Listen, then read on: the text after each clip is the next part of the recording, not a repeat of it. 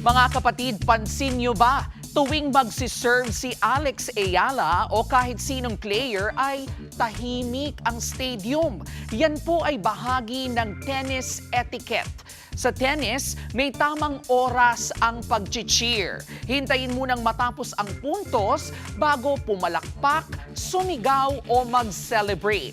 Kasi habang may rally, bola muna bago boses. At kapag may bolang lumagpas sa court, honesty is the best policy. Kailangan aminin kung out ang bola kapag malinaw na nakita ito.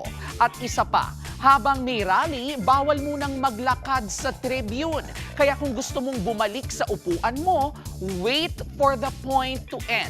Hindi po ito concert na pwedeng, excuse me, dadaan lang, pero hindi lang tennis ang may kakaibang etiquette. Sa rugby, karaniwang captain lang ang kumakausap sa referee para sa desisyon.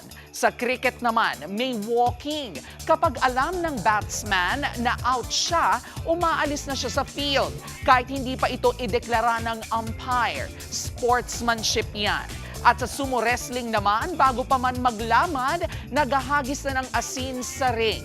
Hindi para tikman kung malasa, kundi bilang simbolo ng pagpapadalisay at pagtataboy ng masasamang espiritu.